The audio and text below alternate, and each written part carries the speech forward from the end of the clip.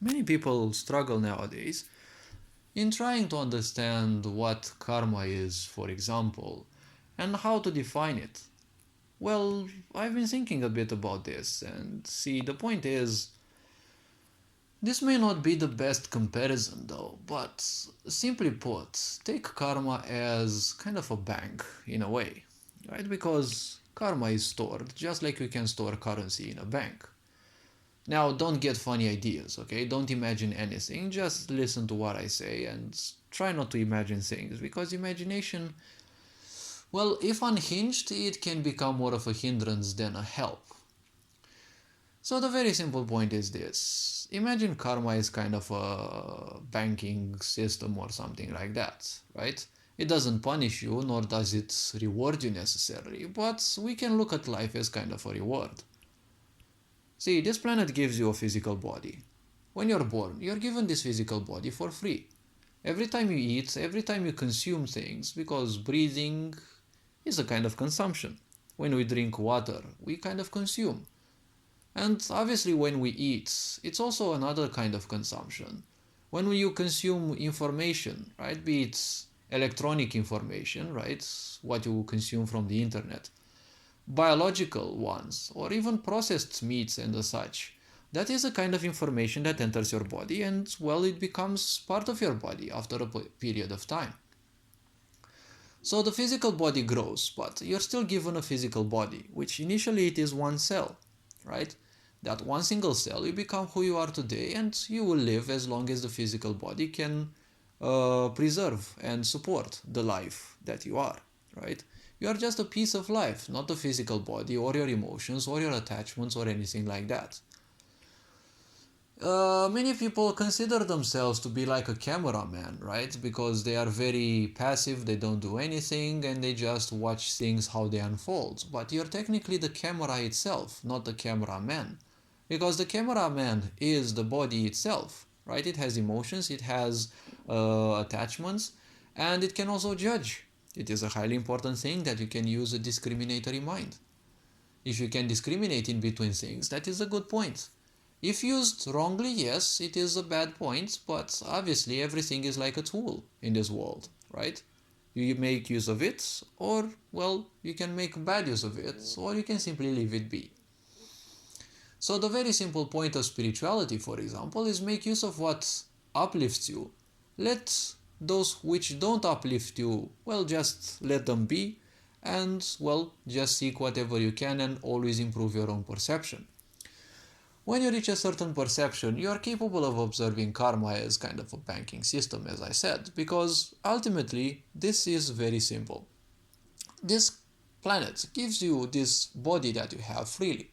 You'll make use of it, whatever, and, well, when it perishes, you will return it to the planet, right? While the planet itself does not require any kind of, banking related interest, right?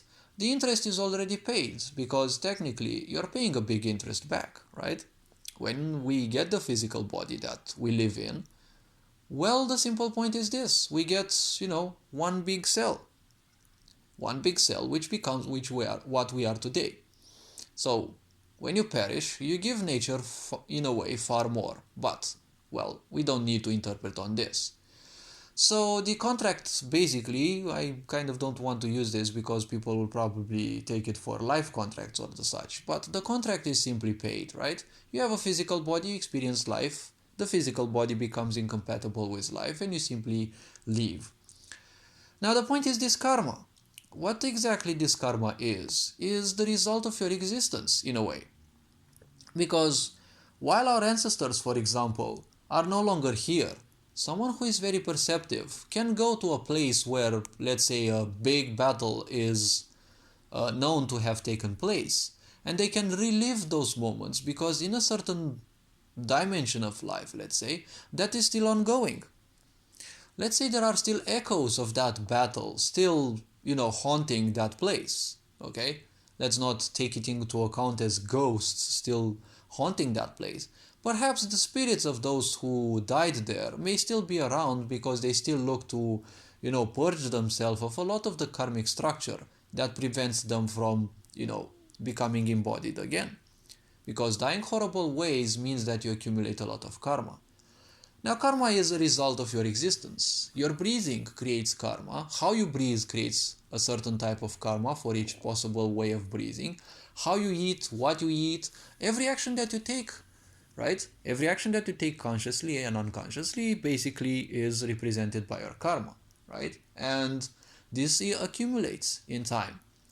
If karma becomes too physical, it becomes too dense, a physical body may not be accessible for that piece of life, and they will have to wait for a period of time because it naturally dissipates. Now, I heard there are special practices for such situations where you can, remove layers of these, karma for certain, what we may call tormented souls and such.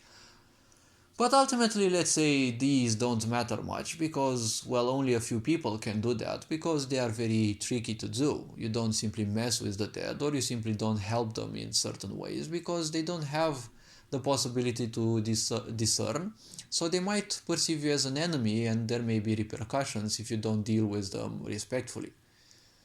Or whatever, okay? I don't want to dive into this subject because it's fuzzy for me as well, and at the same time, well, I don't want to have people start imagining things.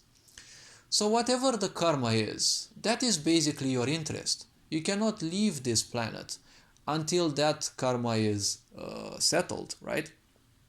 Well, I heard that the only way that one can live is by, consciously leaving the body, which, well, I heard the Indians call it Mahasamadhi, other nations call it different ways, but ultimately it is a process through which someone no longer unconsciously leaves the body, or aka lives life as a robot, and then suddenly, when the time comes, they leave this world.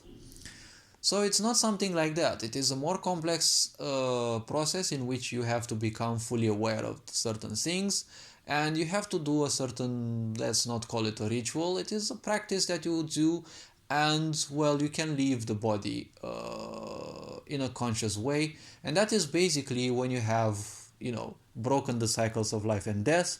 So technically, well, the planet is relieved of your existence. Well, while it may welcome you back at any time, the point is what you have experienced, well, remains there in the past because, well, actually still in the present because there is no such thing as the past.